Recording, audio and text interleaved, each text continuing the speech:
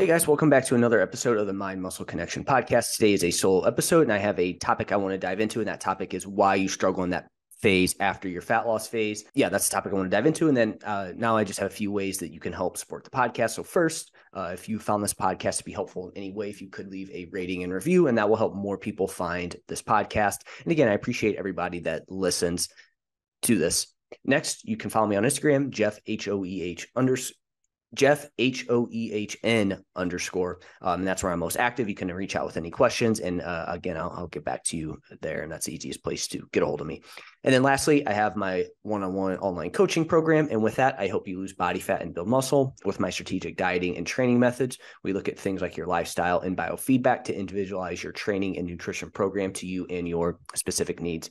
There's also at least 1 to 2 bottlenecks outside of the training and nutrition protocol that, we find through your lifestyle and biofeedback that are keeping you from seeing the results that you want to see. And so obviously we work on those things. So if you're interested, you can fill out the link in the show notes or reach out to me on Instagram and we can continue that conversation from there. So with that out of the way, let's dive into today's topic. So again, I want to talk to you about that phase after fat loss and why you struggle and some things that you can work on in this phase. So one of the most common things I hear from people that just reach out to me from day to day or my clients is that period of time after a fat loss phase. A lot of people struggle in it, and it makes sense. Your body wants to go back to where it was. And again, I always like to kind of frame this from, just think your body doesn't realize that there's this abundance of food around at this point, right? Like this is relatively new compared to how long we've evolved and been around. So, again, it doesn't realize that there's a lot of food around. It's hardwired to think that, we don't really know.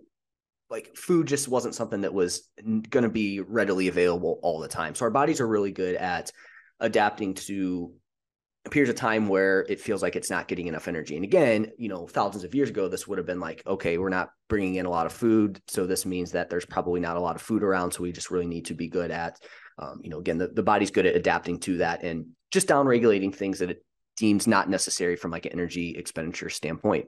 But again, in today's world, that's not an issue. So what now the opposite issue. So it's good at adapting, but it's also very good at storing energy in case we're not going to get food for a long period of time. Okay. So, now let's take it from today's perspective. Somebody is, again, there's this abundance of food around. It's easy to eat a ton of calories and it's easy to be sedentary. So over time, we store that our body stores that energy as body fat in case we might not have food in the future. But again, we know that that's not really an issue for most people in today's world. So again, it does that through, body fat mainly. That's, where the biggest energy reserve of energy is through body fat. And so now, you do that. So again, that's why your body's good at more so adding body fat than it is at decreasing it from a survival standpoint. And so now, you go back to today's world, people want to drop weight, right? That's a lot of people's goal. So they do that. And that signal you're sending to your body. So in order to lose weight, we know that you need to be in a energy deficit. You need to expend less calories than you need to bring in less calories than you expend, right? That gets you in that energy deficit. That's how you see weight come off, right? People know this. They need to eat less. They probably need to make better food choices. Maybe they need to move more. So that's what people do.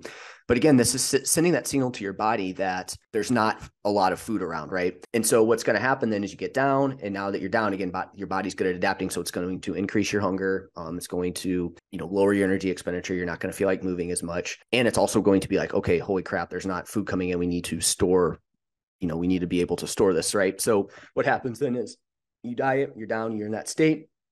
Now you want to add in back. Now you just go back to what you're doing before, and now your body's just primed to store that as body fat. Okay. And it's going to continue. That is probably going to continue until you get to the body fat that you were at before, maybe even a little bit higher. Right. So this is what you commonly see in today's, the common kind of yo-yo dieter. They lose weight, lose muscle in the process in most cases because they're just trying to lose weight super quick. Weight comes back on super quick, mostly in the form of body fat. Now they're maybe a little bit higher around where they're at, but now they have less muscle. And then it just rinse and repeat. Okay. So it makes sense, right? Your body wants to go back to where it was. So it's important to have a plan and some goals to aim for during this period of time. And so I just wanted to go over, a few reasons why people struggle in this period after. So I think the very first one that we need to talk about here is expectations.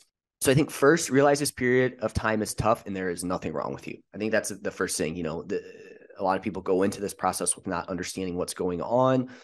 And so when they do get super hungry following a fat loss diet, or again, maybe you just push the diet for too long. And this is why I push diet breaks, taking maintenance phases, and your body kind of just, whether you want it to do it or not, the fat loss phase ended, whether it was planned or not. And then, now people are like, why can I just not stop eating? Why am I so hungry? And so there's nothing wrong with you here. This is your body, just again, doing what it's done. It's, while it's evolved. And again, it just doesn't realize that, there's this, you can get thousands of calories super easy.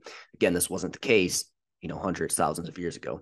So again, your body wants to regain what it lost, and there's a high drive to do that. It's going to place a high priority on that. So this is why you just feel like you just can't stop eating afterwards. So I think the first is expectation of there's nothing wrong with you. This is completely normal. And I think when people come at it from that standpoint, you feel a little bit better about it, right? And again, is that obviously, okay, hey, this is normal. This is what happens. Like, that's part of the battle. But again, there's nothing wrong with you. I think a lot of times people spend a lot of time figuring out what's wrong with them when really it's just, this is how the body is. Second, too often I see that people think they are going to stay the exact same weight as well. So when the scale goes up one morning, they freak out and they think they are gaining a bunch of body fat.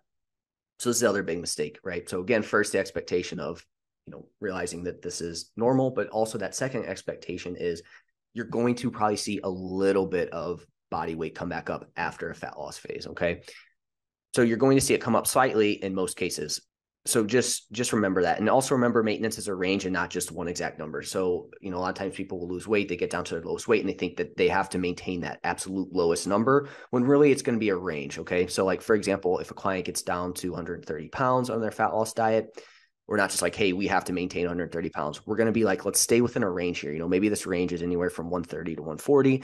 Maybe it's 130 to like 136, 137. Again, you don't have to get caught up in the exact numbers here, but giving them a range and realizing that maintenance is a range and not this exact number can really be helpful there. So again, with clients in this situation, what I do is I let them know that there will likely be a little bit of weight gain following a fat loss diet. So I give them a range of where it might be. Also, I let them know that what you do in the process following the fat loss diet makes all the difference. And these are the things I'm about to talk about. So, double check your expectations and make sure that they are realistic. Okay. I think that's super important in this period of time after the fat loss diet. Okay. So that's the first thing is expectations. Second reason why you're struggling is too much tasty food. So following a fat loss diet, it's easy to start eating more tasty foods. Again, hey, fat loss diet's over, you're restricting yourself. It makes sense. You just want to have all, the longer you do it, the more likely it's going to happen. You just want to think about all these foods that you can have. Fat loss diet's over, so it doesn't matter anymore. However, these foods are easy to overeat, tough to moderate, and are exactly the types of food your body wants, especially following a period of time when there's been energy restriction. So again, these are going to be, your tasty foods. Think high fat, high carbohydrate foods. This isn't like just sugar. It's not just, it's high fat, high carbohydrate foods, right? This is why things like pizza taste so good. Ice cream, again, they're high sugar. Pizza is obviously not high sugar, but it's high carbohydrate, high fat. But something like ice cream, high sugar, high fat. Cookies, high sugar, high fat. Again, not just carbohydrates. It's these foods that are very energy dense. That's what your body's craving. It's like, whoa, we had this long period of time without food, or maybe maybe your body senses there was a lack of food. Obviously, you did that on purpose. But again, your body doesn't know that. So it's going to really just it's going to want it's on one end of the extreme, it's going to go to the other. And so again, those are the types of food your body's craving. So this is why it's so hard to following a fat loss diet, or even during your fat loss diet, when you have these types of food, you have to be careful because that's exactly the formula that your brain wants. And so it can just be really tough to moderate it. And so that's the biggest thing. And then, with these types of foods, because it's very calorie dense, what you feel like might just be a half a serving or one serving could be 3 to 4. And now we're talking, you're way over. So I push clients to limit tasty foods as much as possible for 2 to 4 weeks after the fat loss diet. I get that for some people, this isn't feasible. So again, having some sort of structure around those meals that are going to be outside of diet foods that you've been eating, right? I don't want to say diet foods, but foods that you've been eating. So again, it's limiting that. But again, I understand that that's not feasible for everybody. So then it's, hey, what are some strategies we can do within that if you are going to have those tasty foods? And, again, it's, making sure your entire day, like 80% of your day is quote unquote diet foods. You're still going high protein. You're going to slow down when eating. You're going to try to avoid snacking, and you're going to try to avoid shrinking your calories. Those would be the big things there that I would say if you do have to have some tasty food, or you just really want to enjoy some tasty food following a fat loss diet. These are some strategies that can help you manage that during it, right? But again, if you don't have a game plan for it and you just kind of wing it and you're just like, oh, I'm off the diet, fat loss phase is over, I'm just going to eat anything and everything, that's where you're going to run into some issues.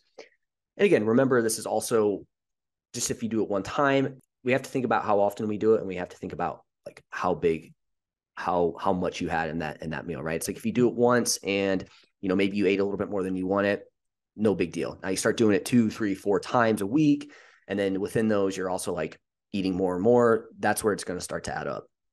So most of your food increases should come from your quote unquote diet foods, right? So whatever you're eating during your fat loss phase, you're still eating the same thing. You're just increasing the serving sizes of those. So for example, instead of a half cup of rice, you do 1 cup for dinner, or maybe you just add, instead of 4 ounces of protein, maybe you're doing 6 ounces of it. So 4 ounces of chicken, maybe you switch to 6 ounces of chicken, and then a half cup of rice to a cup of rice.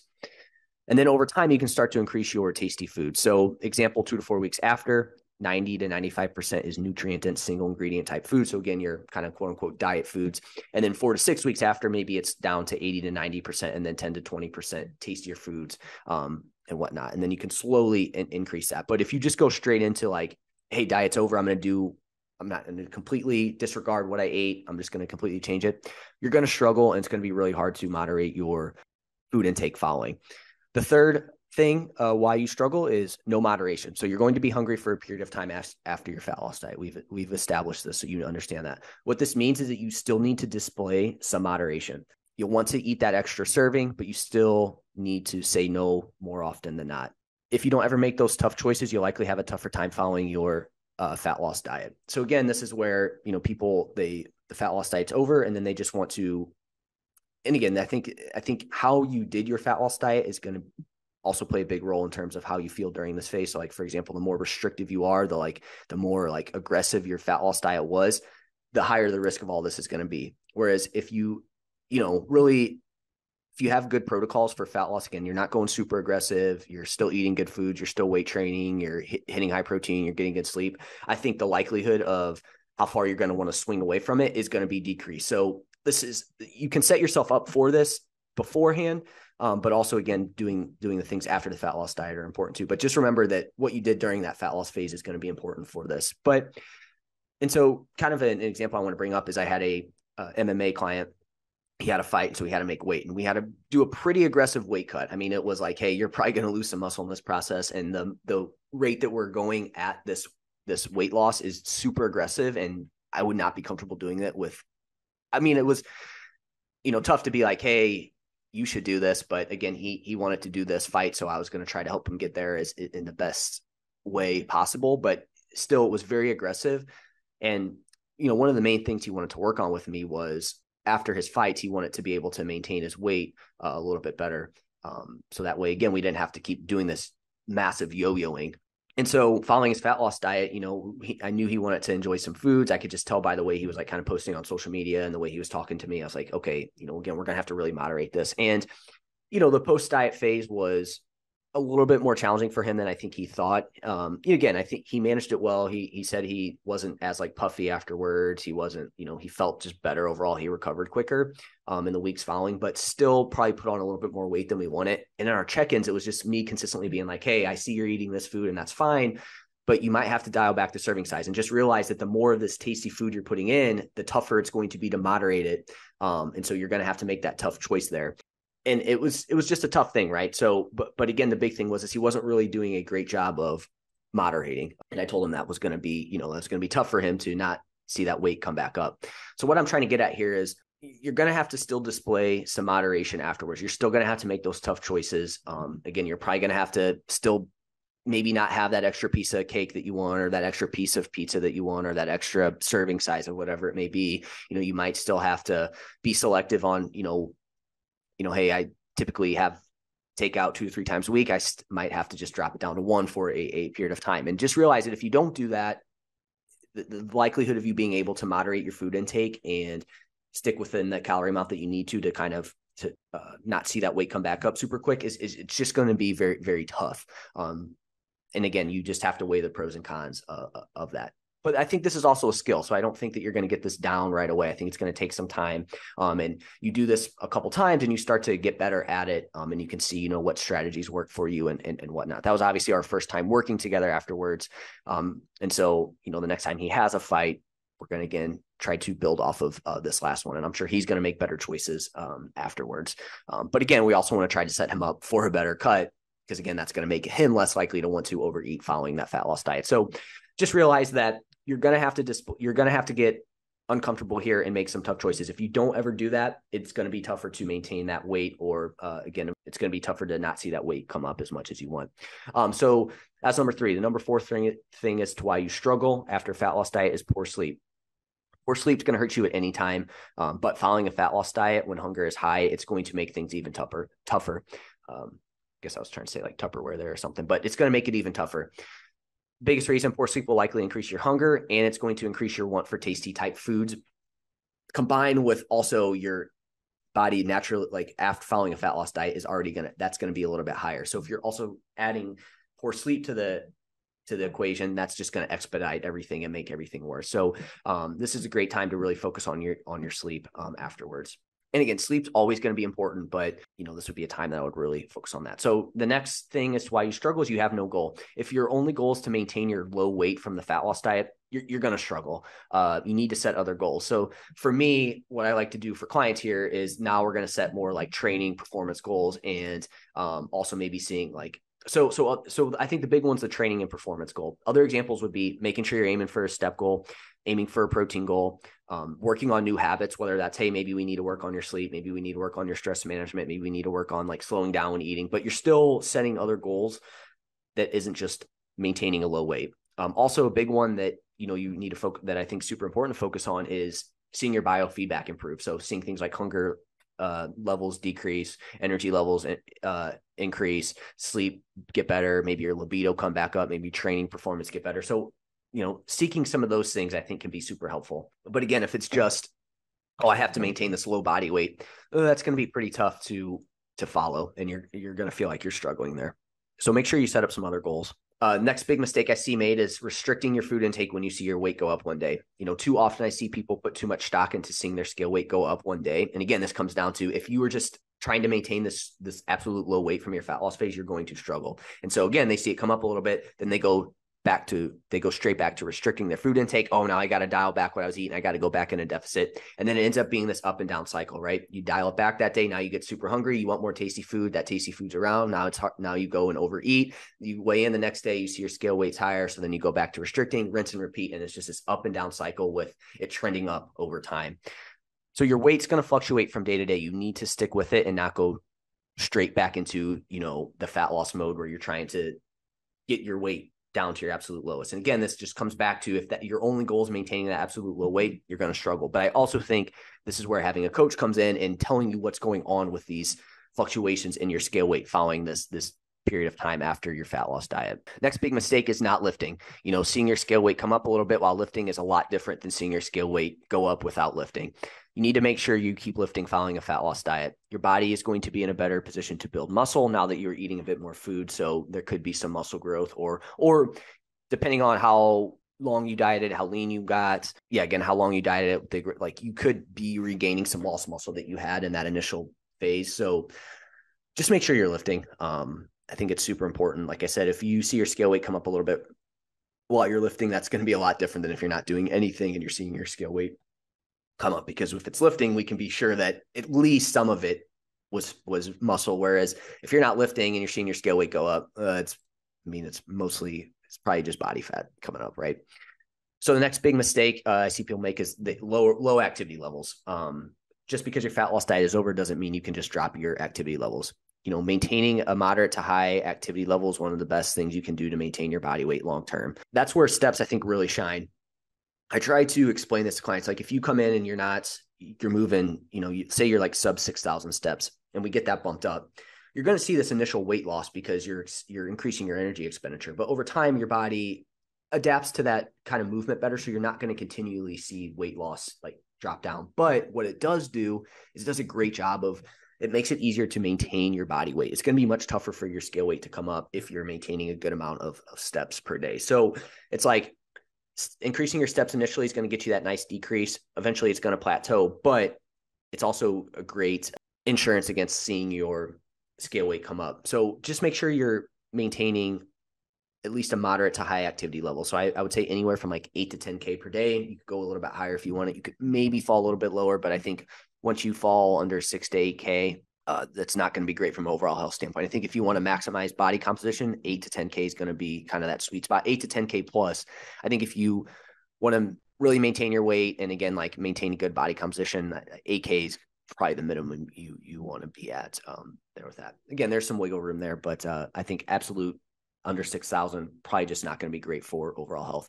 And then lastly, the other big mistake people make, just no accountability. Okay. So this period of time is not easy. Try to find some accountability. If you have done weight loss challenges or worked with a coach and they didn't focus on this time period with you, they're doing you a disservice. This is just as important. Don't be that person that's just doing yearly weight loss challenges where you restrict, for 4 weeks and then all that weight comes back on and then a little bit more comes on and then you do the same thing year after year. Do something different. Get some accountability during this period of time. It doesn't necessarily have to be a coach, but maybe find somebody who's gone through it or is doing it the same time as you. Like, maybe you do meet somebody in the weight loss challenge and now it's like, hey, do you want to focus on still kind of continuing this afterwards? Because I don't know if you've experienced this, but I've always seen my weight come up following a fat loss diet. So I think that's very important to do. So just get some sort of accountability there, whether it's coach or somebody that's going through the same thing or has gone through it. So I just want to leave you with a few things here to remember. So following a fat loss diet, it's important to remember these things. There's going to be some weight regain following a diet, right? Some people get lucky and they don't, but if you see it come up a little bit, that's okay. Most people just wing their post-fat loss phase, and that's why they regain a lot of body fat, okay? So they just wing it. They don't have a game plan. It's fat loss is done. Boom, let's go back to what we were doing before. That's where you see a lot of issues crop up, okay? So if you're somebody that you're still tracking, you're still doing these things, you're still weight training, and your weight's slowly coming up, that's a lot different. That's not, you're just gaining all this body fat. You failed. It's just, that's going to happen. And remember that the people that screw up the most after this phase is they burnt themselves out during the fat loss phase. And now it's just like, screw it, I'm done. And now those are the people that see the biggest problems following these fat loss phases. And again, I just want to bring that up because I know people that they overly stress about seeing their scale weight come up a little bit, but they're still tracking. They're still doing all these things. It's like, you're in a good spot. Don't stress that. Another thing to keep in mind here too, is if you are like seeing your scale weight come up more than you would want or whatnot, if you're eating it, if you think you're eating at your maintenance and gaining a lot of weight, you might be underestimating how many calories you eat. So just pay attention. Can you do some of these things I talked about today there with that? Let's just double check that, because that could be something that you might be missing out on. You might just be underreporting, right? We know in the research that people underreport how many calories they consume and overestimate how much movement they have. So just keep that in mind. And then lastly, just remember, you're going to be hungry. You're still going to have to make tough choices following the fat loss diet. Okay. So just super important that you remember that. I think a lot of times people forget that. And again, that goes back to expectations. So that's it for this episode. Hopefully this was helpful so that you can, manage this post-diet period much better. If you can do this, just think you're going to be ahead of most people, because you're going to, now that you're here, you're maintaining this, you're at your maintenance for calories, you're lifting, you're going to build some muscle. And then next time you go in fat loss diet, you're going to, have more muscle, and you're just going to have a more improved look as you diet down for fat loss. So that's it for this episode. If you guys have any questions on it, let me know, and I will chat with you soon.